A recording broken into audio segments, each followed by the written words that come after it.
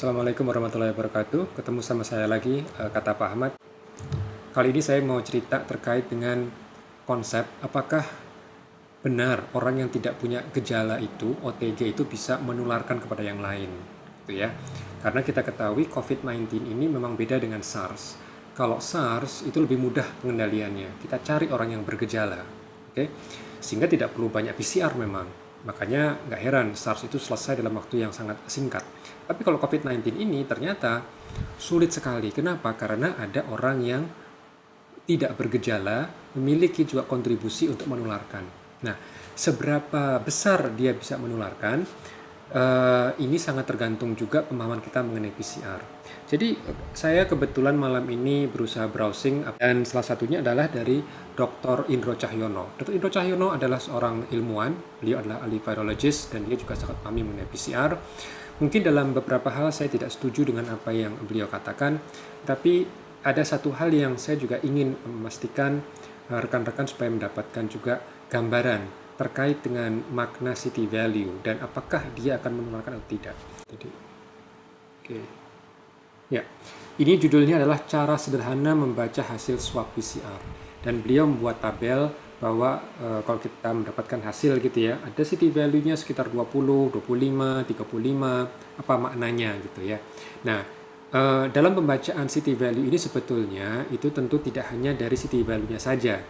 Cara baca yang tepat adalah bagi dokter ya, ini adalah sebetulnya ranah dokter ya untuk melihat apa ini maknanya, karena yang diperiksa itu macam-macam. Ada orang yang mungkin diperiksa karena mau pergian penerbangan misalnya, ada yang diperiksa karena dia masuk rumah sakit dalam kondisi sesak nafas dan harus diketahui apakah ini sesak nafas karena COVID atau karena yang lain misalnya, atau misalnya emang orang ini adalah kontak tracing, jadi dia adalah kontak telusur. Jadi ada beberapa skenario yang berbeda mengenai siapa yang diperiksa PCR. Jadi tidak hanya melihat dari city value-nya saja. Tapi oke lah, mari kita dengarkan apa yang Dr. Indro Cahyono hendak sampaikan. Sederhana saja. Jika nilainya 0 sampai 11, biasanya itu dianggap invalid. Kenapa? Karena dianggap loading virusnya terlalu besar. Kemudian 12. Ya, jadi ini benar ya. Jadi itu konteks bahwa dalam pengerjaan PCR, apabila city value-nya itu kurang dari 11, misalnya angka 10, angka 9, itu berarti ada masalah di overloading istilahnya. Jadi sampel yang dimasukkan terlalu banyak sehingga itu menjadi overwhelming. Maka itu dianggap tidak valid. Saya setuju dengan itu. Sampai 20, berarti loading virusnya banyak. Kemungkinan yang terdapat di sini virusnya dalam kondisi aktif. Dan virus aktif hanya bisa disebarkan oleh orang yang sakit. Kenapa? Karena begitu virus masuk sampai ke dalam, dia terjadi replikasi sehingga dia akan shedding atau mengeluarkan virus. Ya, jadi di sini yang mungkin saya sedikit berbeda pendapat ya dengan apa yang Dr. Indro Cahyono katakan. Beliau sudah benar bahwa ketika hasil city value itu berkisar antara tadi ya antara 12 sampai 20, itu memang berasosiasi dengan jumlah partikel virus yang banyak. Oke. Nah, hanya saja beliau tadi menekankan bahwa walaupun itu banyak, kalau dia tidak bergejala, dia tidak menularkan. Jadi tekanan dari Dr. Indro Cahyono adalah pada orang yang bergejala. Jadi ada dua syarat menurut beliau. Jumlah partikelnya banyak dan harus bergejala. Jadi kalau menurut beliau, kalau jumlah partikelnya banyak dalam arti city value-nya antara 12 sampai 20, tapi dia tidak bergejala, maka dia tidak infeksius. Nah, ini sebenarnya tidak sederhana itu. Jadi disinilah kita mungkin berbeda pendapat. Maka sekarang saya akan berbagi terkait jurnal baru ya. Jurnal terbaru itu dipublikasikan di Lancet dan baru saja. Ini dari tim di Singapura ya, di Singapura. Coba kita lihat apa yang tim Singapura telah temukan ya. Jadi dia melaporkan infektivitas ya, penularan dari orang-orang tanpa gejala versus orang-orang yang bergejala. Ya, jadi pertanyaannya, apakah betul orang yang tidak bergejala itu ya orang tidak infeksius gitu ya.